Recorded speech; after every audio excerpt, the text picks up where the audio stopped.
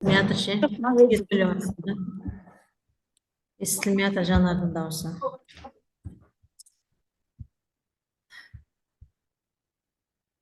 Жанар, планшетті қолданып бастадыңдар ма? Кішкене бөлісіңдерші өздеріңнің нелеріңмен.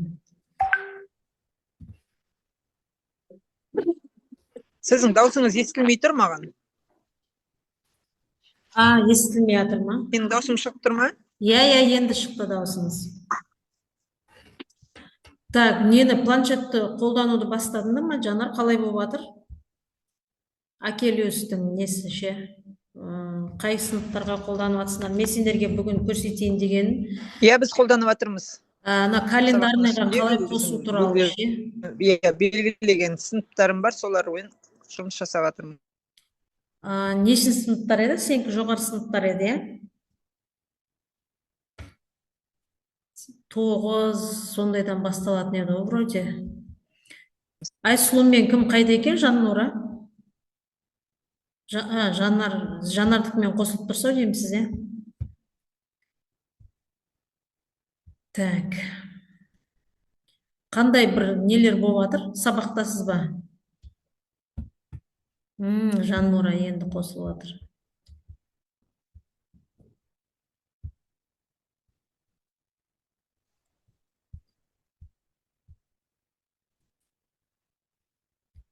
Қандай да бір нелер болса, планшет бойынша қандай да бір мен планшетке Акелиусты қай жерге қосу туралы мен бір көрсетіп кетейін деген едім. Календарный план бар ше. Негізі ол прям ортасына қосылу керек. Негізгі бағыты. Так, мен мына бір нені көрсетіп жібере салайын. Қараңыздар. Біз мысалы өткенде осы не бойынша конференция өтілді. Бізде үлкен семинар. Сол семинарда Акелиустың тағы да басқаша нелері туралы көрсеттік. Акелиустың. Соның ішінде мен сіздерге ең бірінші сұрақтар жоқ болса мен мына бір нені қараңыздар. Мына қойсам.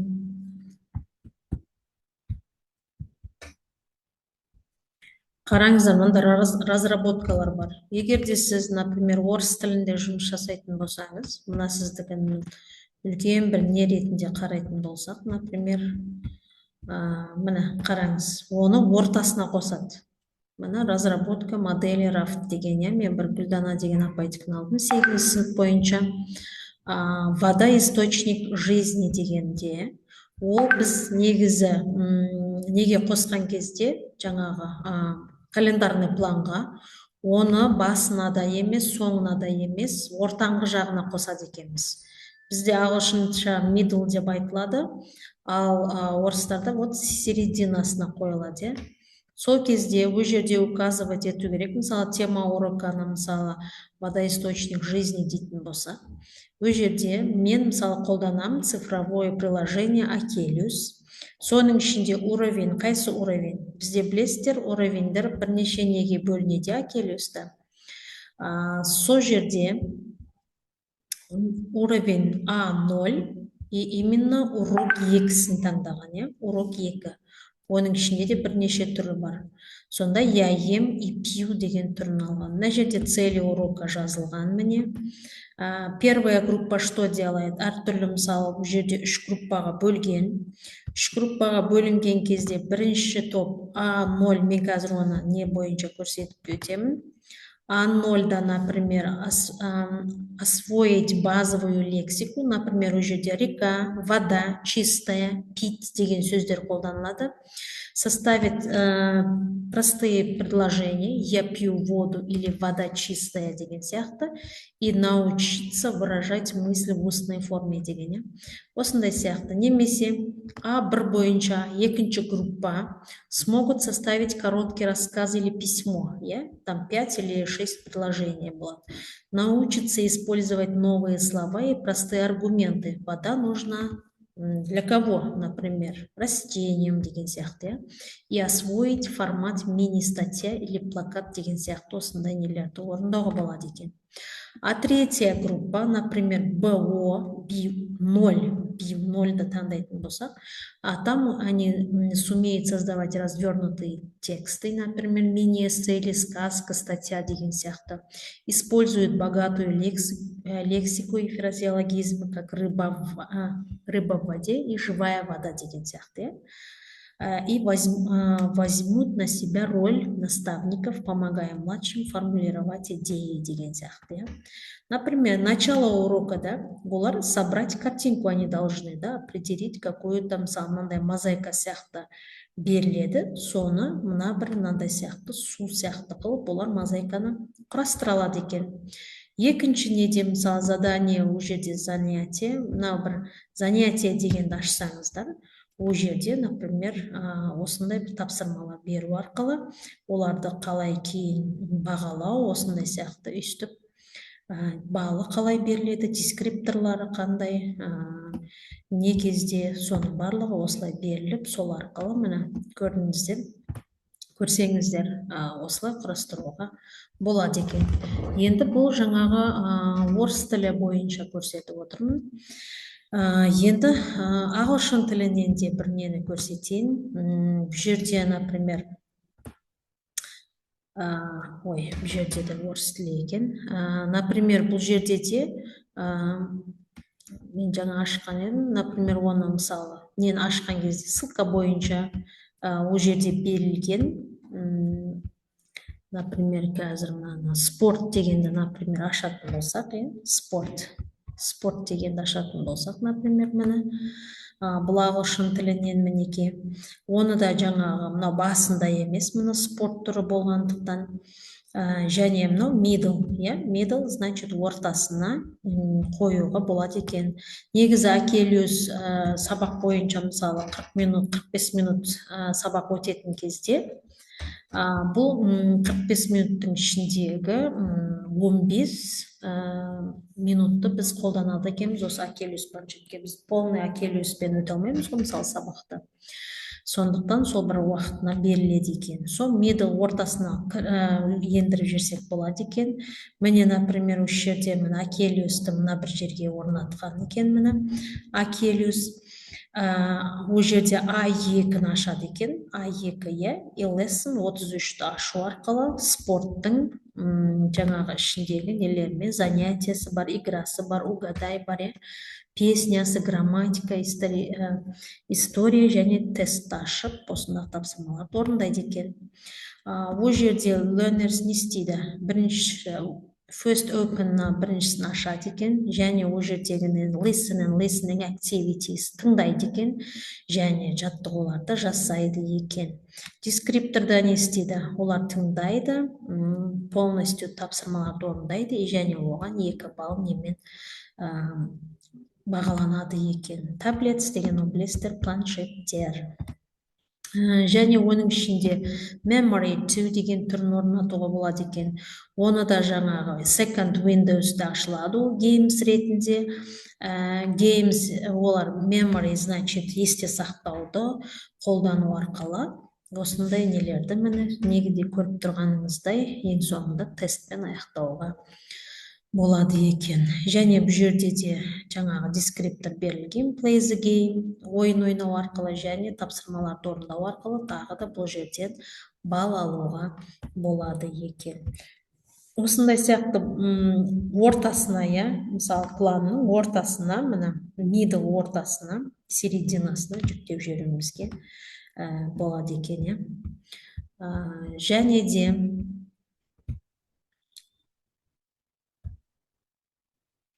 Және де ол жердегі жаңағы біз мысалы ол жаңағы қолданылған біз неге осы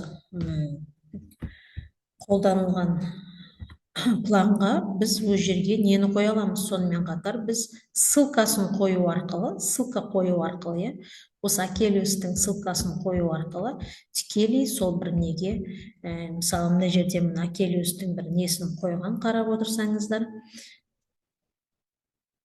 соны жаңағыдай қолданған. Осы ссылка арқылы кіріп кететін болсақ, жаңағыдай өзінің несі ашылады. Мысалы жаңағы спорт бойынша болатын болса, міне осы сразу ссылканы ашу арқылы мен жаңа ашып қойдым, айналып қалмасын деп интернет, сондықтан міне осындай сияқты не ашыла салады екен, иә.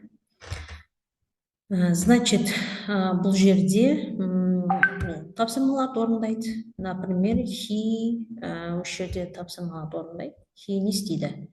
Ball ма, kicks па, paint па? Значит, kicks деген сияқты орындауға болады екен, қараңыздар. Kicking a ball, значит, допты тебу. Қайсысы допты тебу? Осындай сияқты тапсырмаларды орындау арқылы оқушылар өзінің несін пайдаланылады екен. When you play sports, you are a player. When you play sports, you are a player. Иә. Енді бұны жаңағыдай кәдімгідей неге өте сызық болады екен. Иә, міне жаңағы 33 жаңағы түсіндіріп жатқаным ғой осы жердегі. Міне А1 ең бірінші неде міне осында 500 слов, А2, B0, B1 деген сияқты осыларды қолдануға болады екен. Енді қазір мен уақытым сәл шектеулі болып қалды. Мен қазір тағы да конференция қосылуым керек. Өйткені жаңа техникалық ақауларға байланысты нелі болмай қалды. Тағы да бір осы жерден бір көрсетіп өтейін. Тағы да қосыласыздар ғой. Енді мен осы жерден тағы бірнен көрсете өтейін. Например, көрсетейін деген сіздерге әр неде, мысалы А1-ді ашайық. Сіздер кейде жоғары сыныптарға қалай сабақтың қызықты өтуіне байланысты қалай болады деп атасыздар. Кейбіреулеріне слишком оңай болады, кейбір тапсырмалар ше, мысалы алфавит, например, А1-дің өзінде алфавит деген сияқты осындайлар кездеседі ғой. Например, ол жерлерде сіздер жаңағы, например, А13-ті ашып ішіндегі about me әртүрлі осындай сияқты құрастыруға болады. Немесе жаңағы 14-ті ашсақ, например, осындай сияқты тапсырмалар болады. Және әр қайсысында үстіп жазылады ғой, мен көрсетейін дегенім А1 и 15-ті таңдау керек. Сондай сияқты оны қайдан іздейсіздер? Например, сіз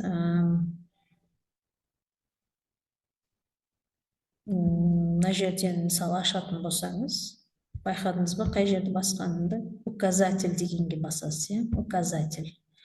Указатель деген жерге, мысалы сіз кез келген мына жерден әртүрлі темалардың атаулары прям, егер де сіз өзіңізге қажетті бір не, например, бүйтіп әрқайсысын қарап отыруға уақыт болмайтын болса, сіз просто жаңағыдай спорт деп жазсаңыз да, спорт, например, спорт дейтін болсаңыз, неше түрлі мына жерде соған байланысты тапсырмалар ашылады. Например, А0-да 200 слов дегеннің ішінде бар деген сияқты. Немесе мына жерде міне about me-дің ішінде де бар екен, занятие, футбол, dance деген сияқты. Немесе мына жердегі міне бұл басқа нелер, міне занятие, closes, көрдіңіздер ме? Осының ішінде міне спорт деген, например, А2 1000 слов дегеннің ішінде. Оны қалай кересіз? Сіз просто осының үстін міне баса салады екенсіз. Сол кезде жаңағы тікелей көп іздемей-ақ өзіңіздің тақырыбыңызға тез өтуге болады. Енді мына жерде интернет кішкене не болып тұр?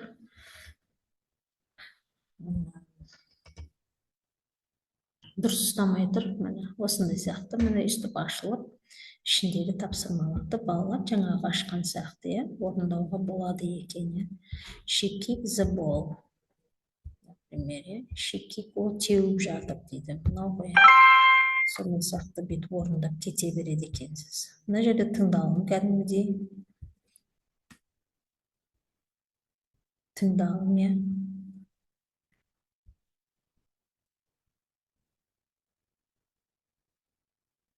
Get point. Yeah. She scores a goal. Ол жаңағы соқты гол, иә. Ол соқты гол. Например, мынау деп. Ол соқты гол деген сияқты. Немесе ол пайдаланды нені? Бәтті ма, поинтті ма, скорды ма деген сияқты, иә. Осындай сияқты тапсырмаларды өйстіп.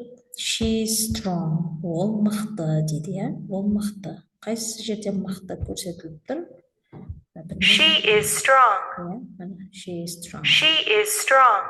Ондай сияқты тапсырмаларды орындап кете бересіз. Мына жерде негіз сөйлеу керек, сөйлемей жатыр. I love playing. I love playing with my команда, иә. I love playing with my team.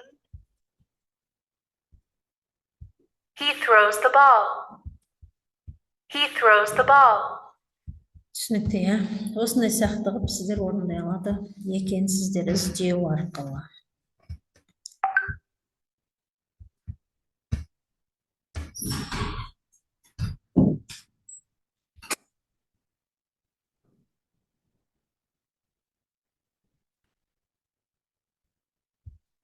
Қазір міне осы әртүрлі осы неде, например, сіз немесе жаңағы неге өткіңіз келсе, міне английский деген баса саласыз. Сіз орыс тілінен сабақ берсеңіз, язык арқылы таңдап орыс тіліне өтсеңіз де болады. Жалпы осындай нелермен орындай аласыз. Мына жерде мен, например, қазір 41-ші неде тұрмын, иә. Сол сияқты міне бұл бұдан бастап негізі личный помощник туралы қазір түсіндіріп өтемін, және де мына өзімнің немді де көрсетіп өтуім керек. Так, осы бойынша разработкалар бойынша қыздарда не бар ма? Сұрақтар. Разработкалар туралы сұрақтарыңыз болса, мен жауап берейін, қыздар.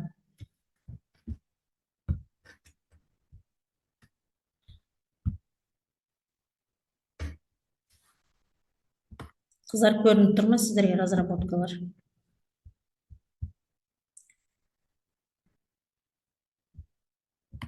Разработканы жалпы қалай жасалып жатыр сіздерде? Сол бойынша мен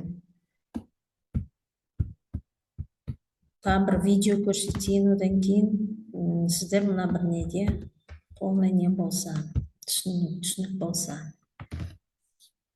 Қараңыздар, иә?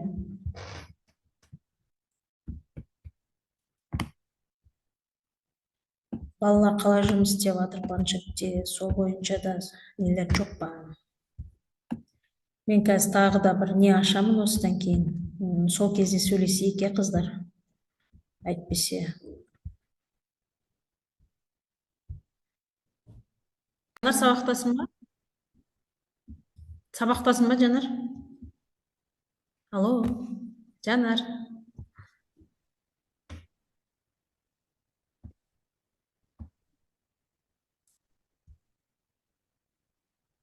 Қыздар сабақтасыңдар ма? Жанура, қалайсың? Сабақтасыңдар ма? Бір-екі не керек еді? Нелеріңді камерадан бір ашып көру керек та.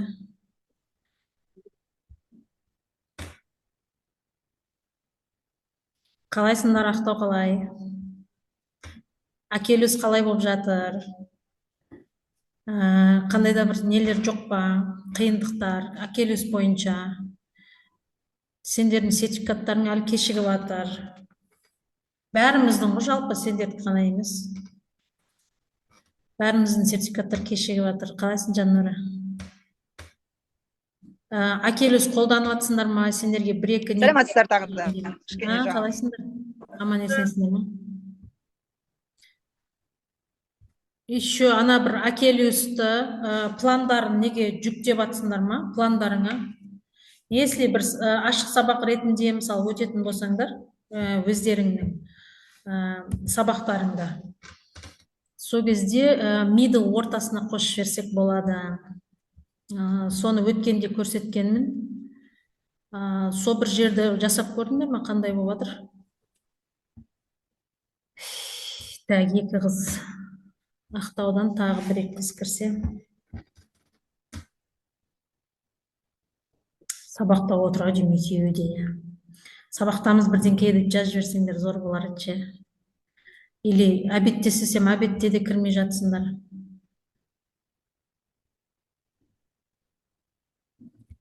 Түсте істесем, азанда осы болып жатыр. Бір кіріп жатсыңдар, бірақ жаңағыдай мүмкіндік болмай жатыр ма сөйлеуге?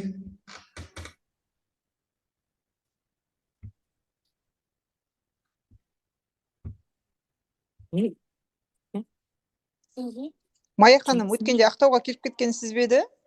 Или басқадан ба? Жоқ, біздің координатор келген ол кезде. Біз дейтін дайындалып едік. Бізге келмей кетті. Бір жарты сағат қалғанда ма келмейтін болды деп. Бізден бір екі координаторымыз болады ғой, бізде ше. Сол координатор. Басқа мектептерге барды ау деймін. Именно біздің мектебімізге или уақыт болмай қалды ма, или білмеймін қандай пландар өзгерді ма?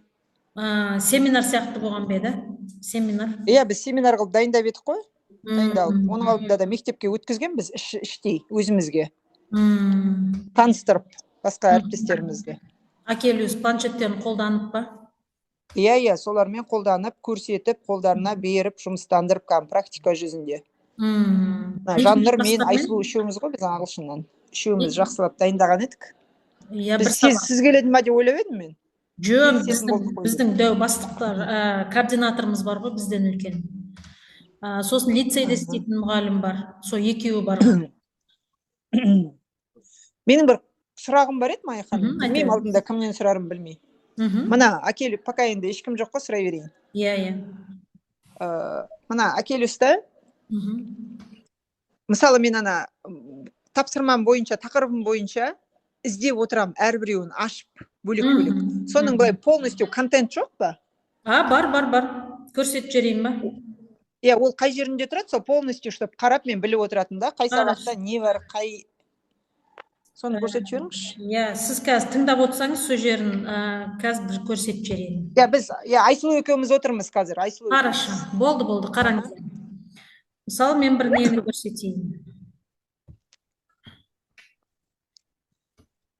Так, мысалы, сіздерде осындай бір не тұрады. Ол жерде, мысалы, Акелиусты, мысалы, біз былай аштық дейік. Акелиусты аштық. Сіздер бұл жерден, мені мынандай тау көрінеді. Бәрі көрініп тұр ғой, Осы жерден, мысалы, сіз мына неге басқан кезде, мына жанындағы Акелиус деген көріп тұрсыз ғой, Акелиус төбедегі үш сызықты басасың. Үш сызықты. Сол кезде указатель деген болады. Указательді бассаңыз, мені осындай сияқты тақырыптар ашылады. Тақырып нелері, А0, А1 барлығы. Сол жерге сіз поиск деуіңіз керек. Қараңыз. Мына бір жерге мен өзім несі болып тұр. Мына жерге неше түрлі игра занятиялар көрінеді. Мына төбесінде поиск тұрады. Мысалы, сіз поискке жазасыз, кез келген мысалы, holiday дейге. Holiday деген тақырып өтейін деп жатсыз. Holiday десеңіз, мысалы, соған байланысты нелер ашылады. Өзінікі ашылама тақырыбы керегі. Сіз мысалы, holiday болсын, мені көрдіңіз ба? Жайлап ашылып жатыр. Hall дегенге бастапта, holiday дейтін болсаңыз, мені қараңыз. Holiday, мені. Holiday дегенге жоғау деймін, соған қарағанда қараңыз. Енді бізге күнделікті көрсетіліп жүретін нәрселер мені көп астында мені. Например, at school десеңіз, например, или school десеңіз де, мысалы, school. At school, мысалы, қайсысын ашқыңыз келеді? Bus, taxi, at school. What do you do at school деген бар. Осының үстінен просто сіз баса бересіз. What do you do? I do at school, Осыны бассаңыз, сізге тікелей сол... Тапсырмалар шығады. Тапсырмалар шыға келеді. Мені, осылай. I learned math Жақсы, at рахмет. school. Бұған дейін де айтылған шығар, мүмкін мен I өткізіп learned алдым ба? math at Иә, мүмкін, иә. Осыны мына түсініп алдыңыз ғой, иә? Төбеден просто акелюс дегеннің 3 сызығын бассаңыз, осы жерде барлық указатель дегенді басуыңыз керек обязательно. Сол жерден көруіңізге болады. Түсінікті, иә, бұл жер, иә? Значит, holiday дегенге болмай тұр ғой, міне барлығы түгел, грамматика барлығы түгел ашылады. Енді сіз өткенде үлкен жоғары сыныптарға оңай болып жатыр дедіңіз, иә? Иә. Сабақтар өтуше, сіз оларға бейтіңіз. Мына А1 емес, 800 слов. Оңай болғанда да олар деңгейлік. Мысалы, IELTS-қа дайындалып жүргендер 10-шы сынып. Олар кәдімгі жеңіл, запросто орындап отыр. Бірақ енді соңына келгенде ұзақ сөйлемді құратын кезде кішкене енді не болып қалды, тежеулік та, тежеулік. А так былай ары қарай алып кетті. Сіз оларға мынандай тапсырма істетіп көріңіздер. Мысалы, мына бір неге 21-ді аштым мен, қазір, тау бойынша, 21-ді ашсаңыз, личный помощник дегенді ашып көрдіңіз ба? Личный помощник. Бұлай бәрін бір қарап шыққанды ашқан шығармын, бірақ ішінде бұл жерде не бар? Иә, личный помощник. Бұл мұғалімге ма? Жоқ, оқушыға. Сіз мысалы оқушыңызды сіз ең алдында бірінші кезде регистрация жасатып алыңыз. Ең дұрысы ше. Мына төбеге регистрация жасатасыз. Әр оқушы өзі кірген кезде өзінің атынан ғана кіреді. Мысалы, сізде Тимур өзі бағаланып отыратын. Иә, Тимур тек өзінің осы акелюсіне кіре алады. Айдана деген қыз болатын болса, тек Айдана өзінікіне кіре алады. Ол үшін сіз регистрация жасайсыз. Мен мысалы мына жерге регистрация жасап қойғам. Қараңыз.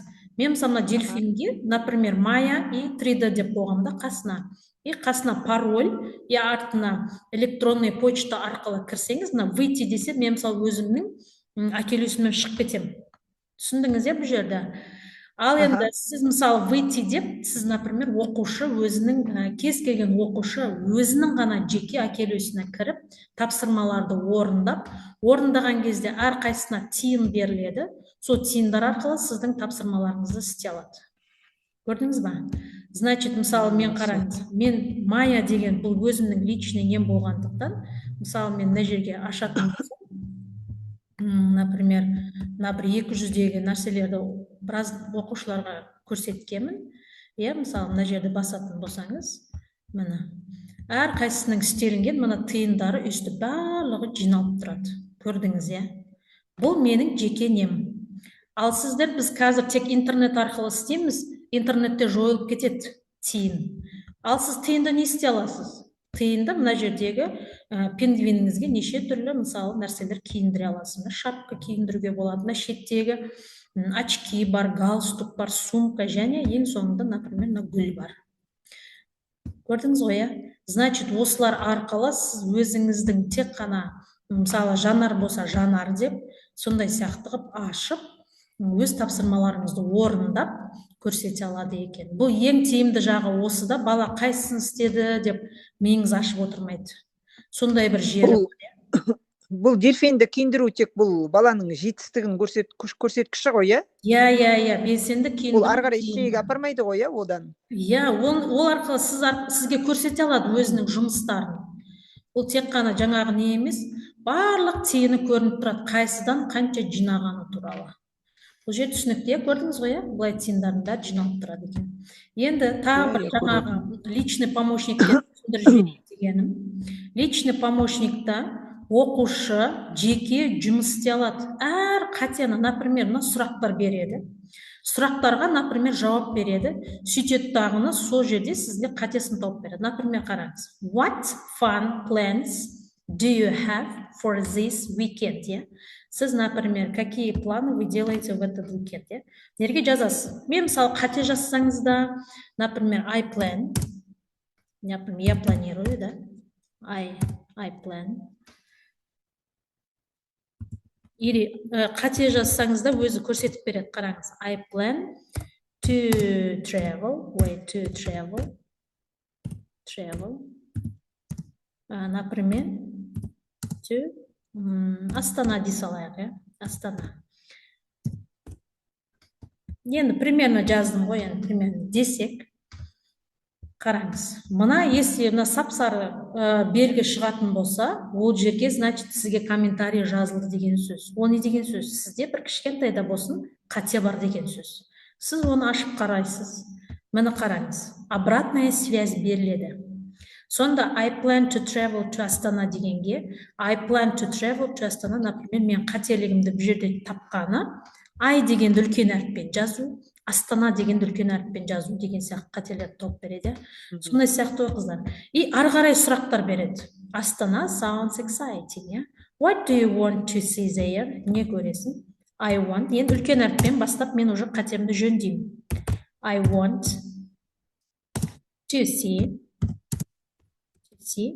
например, нені көрсетеді? Хан шатыр или там бірдеңкелер бар. Хан шатыр қалай еді? Кім қақты? Хан шатыр. Жібердім. Сол кезде бұл правильно, молодец деп көрдіңіз ба? Осы жерде сіздің барлық неңізді көрсетеді. Қате болса қатені көрсетеді. Грамматикалық нелер болса грамматикалық қателерді түгел көрсетеді. Көрдіңіз ба? И сіз бұл тоқтамайды. Сіз неше түрлі нәрселерді қойып кете бересіз. Хан шатыр is very big and cool. It looks like. И сұрақтарына жауап беру арқылы, мысалы сіз have you been деді ма, уже мен I have been деп жауап беруіңіз керек.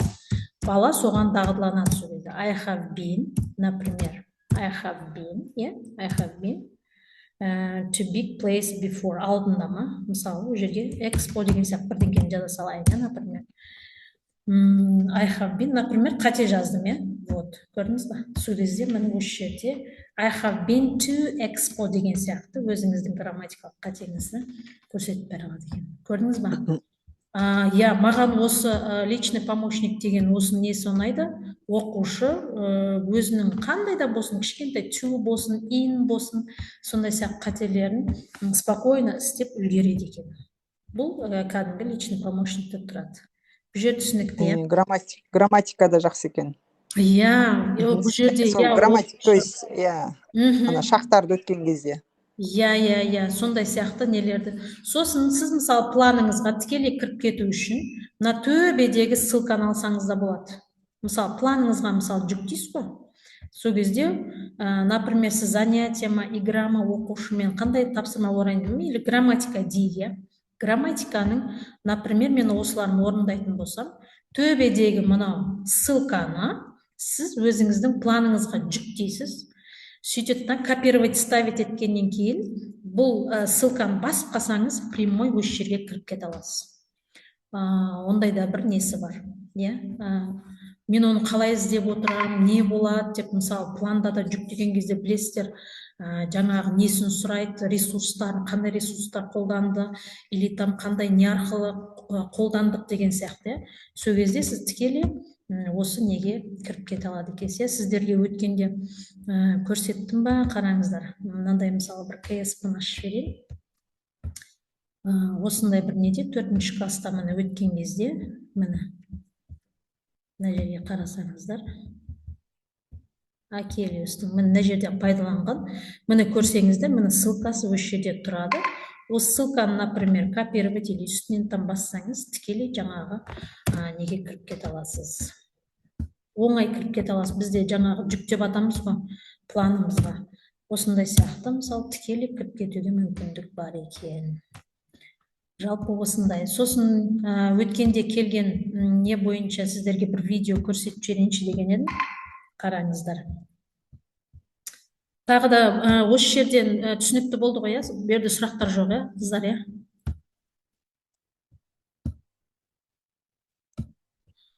Давайте, мына бір видеоны көріп жіберейік. Ақтаудан келген, бізге де Ақтаудан келді мұғалімдер, біздің Шымкентке семинар өттік, бізде де сол жердегі нені бір көрсетіп жіберейін. Кішігірім үзінді болсын. В Шымкенте у нас прошло республиканское большое мероприятие, когда собрались учителя из разных школ города Шымкента, приехали координаторы из города Актау, прибыли мы, методисты из университета, из Алматы, Международный университет информационных технологий. Спросите, для чего? Так я сейчас объясню. Дело в том, что в нашей стране уже 5-й год Мы работаем совместно с Акелиусом. Мы предлагаем и рассказываем о цифровом приложении Акелиус, который помогает для изучения языков. Изначально это был русский язык, а сегодня это русский и английский язык, и буквально в следующем учебном году это будет казахский язык. Методика, которая предлагает Акелиус, это изучение любого языка как иностранного, то есть русского, в будущем казахского и английского соответственно. Мы с вами находимся в чудесной, комфортной школе. Учителя показали высокие результаты. Нам очень приятно, что Акелиус работает, что он нравится детям, что дети активно его используют. И мы рады тому, что этот инструмент помогает легко изучать языки. Изучайте языки вместе с Акелиусом. Всего вам хорошего. Спасибо. Міне осындай семинар өтті бізде. Бұл қашан өткен? 27-сіне. Так, осы апрельдің 27-сіне деп. 10-на, то есть ровно 10 күн бұрын, жұма күні мектепке, өзіміздің координаторымыздың мектебіне осы нелер келіп өтті. Сіздерде андай бір видео бірдеңкелер болса, ондайлар бар ма сіздерде қазір? Ондай жоқ па? Нелеріңіз, семинарларыңыз бойынша? Семинар өткенде былай, жасақталған былай, общий жасақталған бар семинарымыздың өткені. Біздің инстаграмға салды дейміз, специальный өзің адамдар. Понятно. Жоқ, мектептің инстаграмында бар. Құдай қаласа, осы Акелиустың осындай дамып жатқан бір несі бар. Қазір білесіздер ғой, жи деп жатырмыз, ии деп жатырмыз, осындай несіз қазір балаларды қызықтырып жатқан жайымыз бар. Жалпы осы... Мына Майхан, кешіресіз. Мына жаңағы планға, жүктелген планға жүктеуіміз бар ғой. Соның кәдімгі өзінің инструкциясы жоқ па, пошаговый? Планға жүктеу дейсіз ба? Планға жүктеуді, пошаговый инструкциясы жоқ па? Жаңа сіздің көрсеткеніңізді, өзі сразу копировать етіп салатын. Ссылкасы ма? Егер болып атса жіберіп қоярсыз, Енді қараңыз, бұл бойынша сізге не айта аламын, бүйтесіз. Бізде WhatsApp-та бір не бар. Осында Акелиустың тапсырмаларын жүктейтін бізде не бар, үлкен. Қазір мен сіздерге ашып көрсетейін. Неше түрлі. Так, қазір.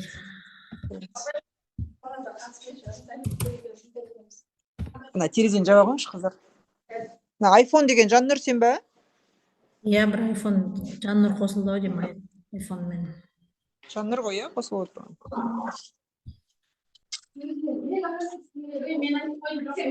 Акелиустың бізде қарап жүрсеңіздер, материалы деген түрі бар. Көріп тұрған шығарсыздар, қараңыз, Акелиус образовательная платформа деген. Осындай платформада бізде Teacher Hub деген несі бар. Teacher Hub-тың үстін бассаңыз, бұл жерде неше түрлі мысалы пландар бар. Қараңыз, 5-ші классқа арналған, аты Use of English Can дегенді, мысалы Ұлпан Аман Жолова деген жүктеген, осындай сияқты бізде краткосрочный пландар бар. Сіз ол жерге регистрация арқылы кіріп орындай аласыз. Например, қараңыз, подробнее бассаңыз, например, бұл жерде кірмейді екен. Или келесін көрейік, английский керіп қой бізге. Так, русский язык, английский.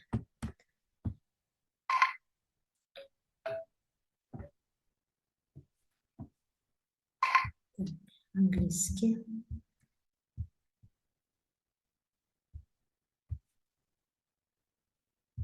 Мына, просмотр.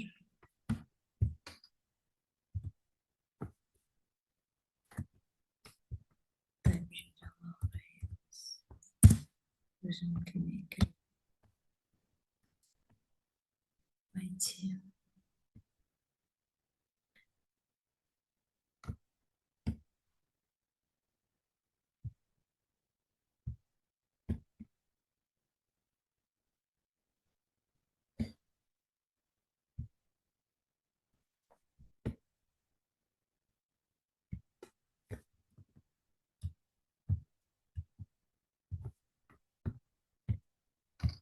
материалы деген жерге кірсек.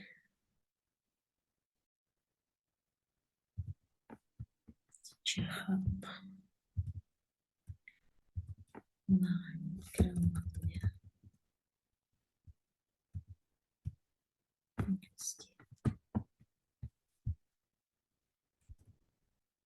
И открыть. Астында негізі предосмотр деген жерге ашылады.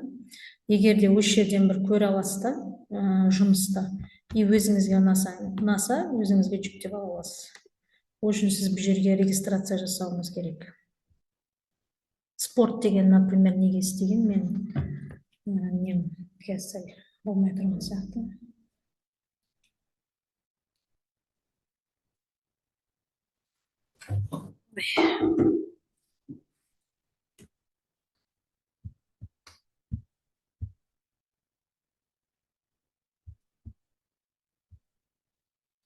Мысалы, мен планды жасаған кезде негізі основной битеміз ғой. Основной біз middle ортасын алып атамыз, е. Например, қараңыздар. Beginning деген жерге ала алмайсың. Мысалы, 5-ші кастыңмен қайталау сабағы туралы алғанмын. Өзіңіздің планыңызды ашасыз. Например, ол жерде ашқан кезде beginning дегенде, мысалы, например, бірінші exercise 80-ші беттегі тапсырманы орындаған. Одан кейін келетті middle деген жерге explain, мына жердегі тапсырманы орындаған. И уже дальше Акелиусты мына middle'дың соңғы жағына қосқан. Ол жерде не істеген?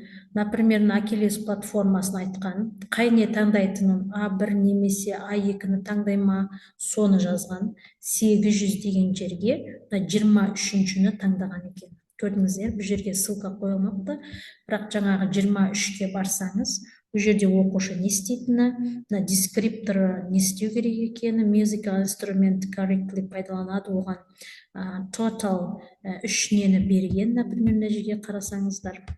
Мен үлкен қылып көрсетейін, бір жерде көрінбей тұрса. Қазір, мына, например, Акелиус платформа, students complete vocabulary task from the unit, home and garden and music деген жерде. Teacher monitors, learners and helps if necessary деген жерге мына дескриптор обязательно қойылады, қанша балл қоятыныңыз және қолданылатын заттар, что это Акелиус платформасының таблетс дегеніміз планшеттерді қолдану арқылы өстіп орындайсыз. Студенттер не істейді, және мұғалім не істейді. Осылай қойылады екен. Негізі мына жерге ссылканы қойса да болады. Жаңағы мен көрсетіп жергенде ссылканы алу қиын емес. Сіз мысалы осы жер керек болатын болса, төбесіндегі мына бір нені ала салады екенсіз. Мысалы 23 деді, мен 23-ке барып көрейін қазір. Например, мына 23-ті көрсеткен. 23-тегі мына кез келген, например, занятие болсын, не болсын, мына уже орындалып қойған. Осыны мысалы сіз көре аласыз. Или музыкасын қолдансаңыз болады. Музыкада көрсетілгендей, музыка тақырыбы музыка болғандықтан музыканы алып осы жерде тапсырмаларды орындай аласыз. Жалпы осындай. Енді Акелиустың тағы бір несі көрсетейін деген. Мындай бір қазір жүйдің неше түрлі платформаның жүктеудің түрлері көп. Например, соның ішінде қараңыз. Презимен істеп көргенмін. Қараңыздар қалай. Значит, Акелиус платформасындағы кіріспе бойынша мына бірасындағы ашу арқылы мұны көруге болады. Значит, бұл жерде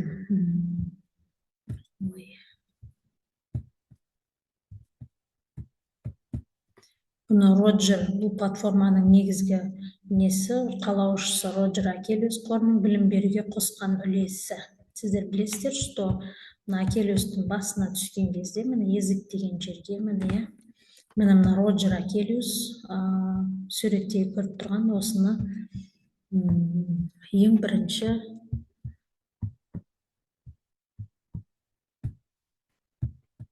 білім беруге қосқан үлесі көп екен. Дальше. Бұл жерде Роджер платформа швед миллиардері. Бұл оның бастамасымен құрылып, сапалы білімді барлығына қолжетімді етуді көздеген негізгі мақсаты оның. Одан кейін Achilles Foundation бұл коммерциялық емес ұйым ретінде тілдік білім берудегі дамытудағы үлкен қаражат бөледі және қайырымдылықты осы еселеу арқылы көмекті арттырып отырады делінген. Және қазір бізде бұл Achilles'тің тек қана біз ағылшын және орыс тілдерін білеміз. Енді осыны бұл Achilles'тің алдағы мақсаты қазақша тілді де қосу болып жатыр. Сонында бір жаңалық бар екен Achilles'тің өзінің жеке. Бұл тіл үйренудегі жеңілдету және қызықты ету платформа. Платформаны бұл жарнамасыз және ешқандай да ақысыз пайдалануға мүмкіндік бар. Осы Achilles'та ешқандай жарнамаға қосылмайды, білесіздер. Басқа кешірерсіз, Майя ханым, кешірерсіз, сөзіңізді бөлейін. Менде зарядкам бітіп жатыр, мен қазір Сонетте жанрмен қосыламын. Болды, хорошо. Значит, бұл осындай мүмкіндік береді деген Achilles'тің несі бар екен. Значит, бұл платформа балалардың болашағына инвестиция салатын капиталистер қатарына жатады екен. Және әсіресе дағдардағы аймақтарда кездеседі екен. Келесі. Значит, бұның осындай бір тарихи мағынасы бар екен. Ары қарай ЮНИСЕФ бұл жаһандық серіктестікпен бірге жасалған. Оның ішінде педагогикалық концепция, лексикалық тәсіл осы Achilles тапсырмаларының дәстүрлі әдістерінде бірге қоса алады екен. Оның кітаптары да бар. Сіздерге кітаптар берілетін болса, ол кітаптарды қолдануға болады. Кітаптар берілді ме сізге Achilles'тердің? Бізде, например, кітабы қосымша берілген. Сол кітап арқылы басындағы жеңілдетілген тапсырмаларды бізде инклюзивті оқушылар бар, немесе енді ағылшын тілін меңгеріп кеткен мысалы оқушылар бар, соларға өте тиімді. Сол кітаптар арқылы жұмыс істесеңіз де өте күшті екен. Аралас оқыту дербестік оқушыларға платформада өз қарқынымен жұмыс істейді, сабақтарды өздері таңдай алады. Жеке көңіл бөлу, мұғалімдерге платформа арқылы босаған уақытын немесе көмекке мұқтажға жекелеген оқушылармен жұмыс істеуге жұмсалып отырады. Кері байланыс ретінде қолданба дұрыс немесе бұрыс жауаптар туралы бірден хабарлайды және оқушы өз қатесін лезде түсінуге мүмкіндік береді екен. Одан кейін бұл Achilles тапсырмаларының бір несі, сипаттамалық деңгейі, ол стандарттар бойынша Achilles тілдік меңгеруде деңгейліктерге бөлінетін өздеріңізге мәлім. Және де 200 сөз деген басында деңгейлік бойынша 200 сөз, 500 сөз, одан кейін 1000 сөзге, ары қарай 2000 сөзге, сосын 4000 сөзге дейін бар екен. Оның ішінде Achilles жобасының істелу, басталуы, например, ең бірінші бастамасы 2021-де басталды. Одан кейін бірінші фазасы ретінде 21-23 аралығында болған. Екінші фазасы 23 пен 25 жылдар аралығында болса, жоба ауқымды ары қарай дамып жатқан жайы бар. Ол Achilles'тің жобасында оқушылардың тілдік дағдыларының жақсаруы, например, мысалға қарайтын болсақ, например, басында 25, 34, 8%-ға, 9%-ға артып отыр осы не арқылы. 25% дегенде сөйлеу дағдыларының жақсаруы, 4% ретінде жазу дағдылары дамыған, және келесі тыңдау дағдылары, сонымен қатар 9% оқу дағдылары артып отыр екен. Психологиялық жағдайда сабақтарды қатысу деңгейі және өзіне деген сенімділіктері де артып отқанын байқау болады екен. Міне қараңыздар, 25, 34, ең жақсы, значит, жазу жағы дамып отыр екен. Ең несі төмен жағы, мысалы тыңдау, көбінесе тыңдау жағынан қиындықтар туып жатады. Сондықтан міне 8% осыған артып отыр екен. Бірақ осы артқанның өзі үлкен жетістік Achilles бойынша оқушылар.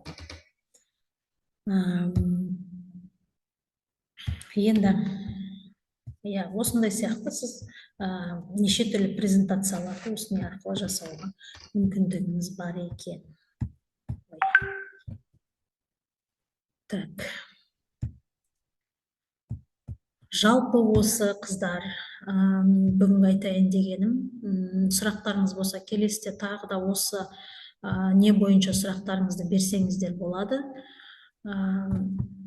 Қазір мысалы мен осыларды қалай сатып алу туралы бір тағы көрсетіп жіберейін. Егер оқушы жаңағы тіркелген болса, тіркеу бойынша тиынды басып, мына үстіндегі не арқылы, міне көрсеңіздер, 150 әркім өзінің несін қолдана алады екен. Мысалы, мен мына галочка тұрған менің басымдағы кепкаммен мойнымдағы мына бір нені мен алып болғам, және мына шартты алып болғам негізі.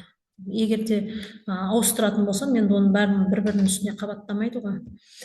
Сондықтан, егер де мына бір нені қолданатын болсам, осыны көрсетеді. Сурет бойынша қызылды таңдасаңыз, қызылды көрсету арқылы өзіңіздің дельфиніңізге неше түрлі очки тағып қойып, мысалы пиратский деген сияқты, осындай сияқты тапсырмаларды орындап, оқушы үлкен жетістіктерге жетіп, сіздерге кері байланыс көрсетіп, осы дельфин арқылы көрсете алады екен. Болды, осы бүгіндікке осы айтайын деген. Сұрақтарыңыз жоқ болса,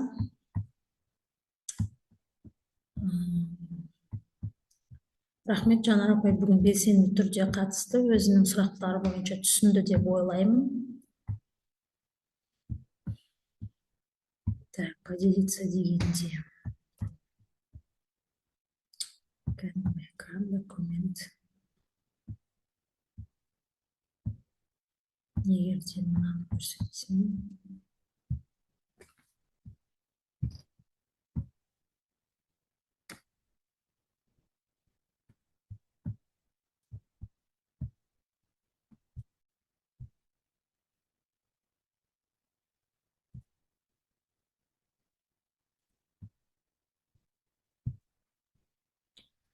Жалпы осы қыздар